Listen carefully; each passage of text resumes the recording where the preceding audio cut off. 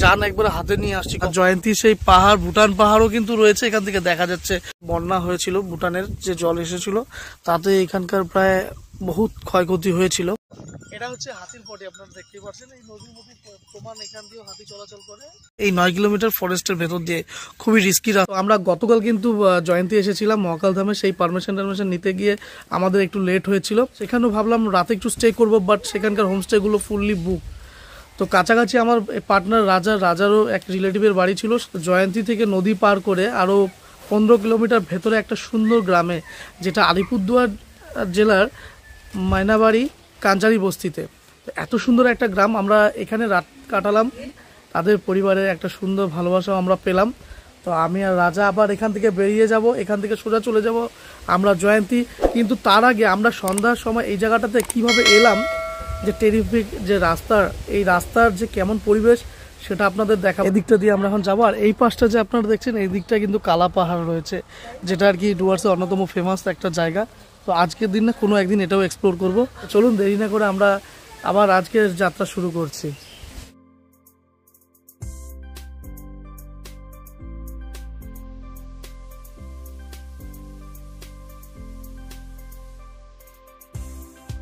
তো বন্ধুরা, আমরা সেই বাড়ি থেকে বেরিয়ে পড়লাম। এই যে পাশে একটা দেখতে পাচ্ছেন, এটা কাঞ্জালি বস্তিতে একটা সুন্দর মন্দির রয়েছে।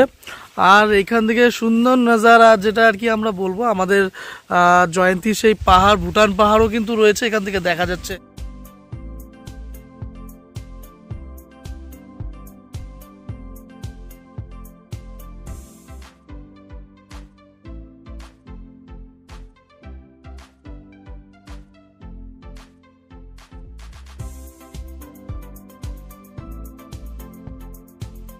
বন্ধুরা, আমরা যাচ্ছিলাম আর এইখানে এই যাওয়ার পথে কিন্তু রাতে এগুলো দেখাতে পারিনি, এত সুন্দর জায়গা। এই যে কাঞ্জালি বস্তির জনগণ কিন্তু এইভাবেই যায়, যে নদী পার করে।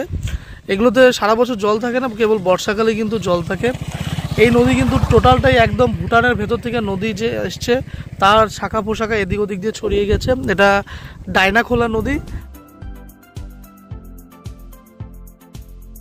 ডাউলিখোলা এই নদীর মধ্যে আমরা যাচ্ছিলাম। সুন্দর দেখুন, এখান থেকে কাকা তার গরুর দল, মানে যে গরুর টিম নিয়ে যাচ্ছে গরু চড়াইতে। এটা হচ্ছে হাতির পটি, আপনারা দেখতে পাচ্ছেন। এই নদীর মধ্যে প্রমাণ, এখান দিয়েও হাতি চলাচল করে। রাতে একটু রিস্কি চলাচল।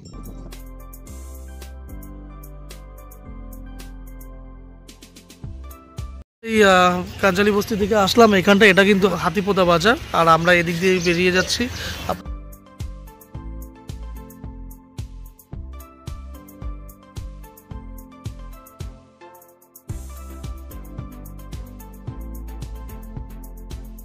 আমরা চলে এলাম সেই কাঞ্জালি বস্তি থেকে। এখান থেকে আপনারা দেখতে পাচ্ছেন, এটা একটা 3 মাথা মোড় আসবে, এদিক দিয়ে সোজা। এটা হচ্ছে রহিমাবাদ টি গার্ডেন, আর ওটা হচ্ছে জয়ন্তী চা বাগান। সামনেই বাস স্টপ রয়েছে। আমরা এদিক দিয়ে এখন সোজা চলে যাব সেই ভেতর। আর টানা 9 কিলোমিটার ফরেস্টের ভেতর দিয়ে আমাদেরকে কিন্তু যেতে হবে।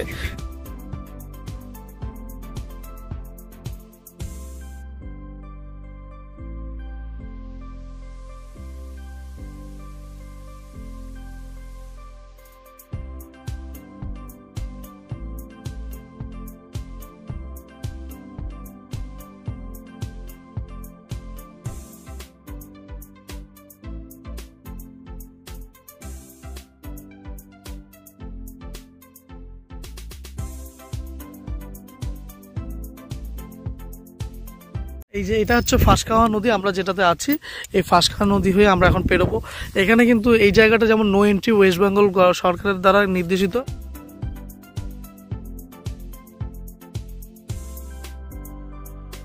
বন্ধুরা, ফাইনালি আমরা চেকপোস্ট কিন্তু ক্রস করে এলাম। সেই হাতিপোতা থেকে আমরা এলাম। এখন সোজা যাব জয়ন্তীতে গাড়ি রাখবো। এই 9 কিলোমিটার ফরেস্টের ভেতর দিয়ে খুবই রিস্কি রাস্তা। কালকে এখান দিয়ে এসছি। আমাদের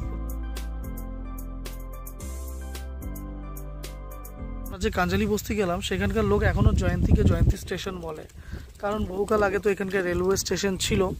কিন্তু 1993-তে যে বন্যা হয়েছিল, ভুটানের যে জল এসেছিল, তাতে এখানকার প্রায় বহুত ক্ষয়ক্ষতি হয়েছিল। তার মধ্যে যে আপনারা দেখতে পাচ্ছেন, এই যে ঘর অলরেডি অর্ধেক কিন্তু এই যে নদীর যে ব্যাসল্ট পাথর টাথর, এগুলার নিচে রয়েছে এই ঘর।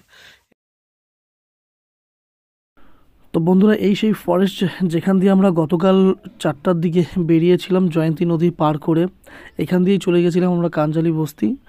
তো সত্যি একটা শুনশান অবস্থা, রোমহর্ষক একটা ভয়ানক অভিজ্ঞতা এই রাস্তা দিয়ে গেলে হবে, কারণ একটা জনমানব শূন্য, একটা লোকও থাকে না, একটা গাড়ির চাকাও ঘোরে না। তো সন্ধ্যার দিকে যতটা না ভয় লেগেছে, আজকের দিনে ফিরতে, জয়ন্তীতে ফিরতে কিন্তু ভয়টা আর একটু বেশিই লাগছে।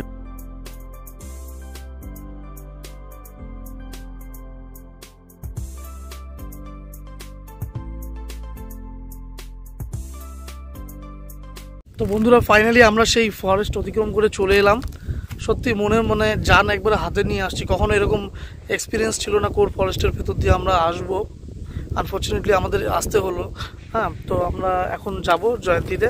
তো কেমন লাগলো রাজা, তোর কেমন লাগলো এই ফরেস্টের ভেতর দিয়ে যেতে?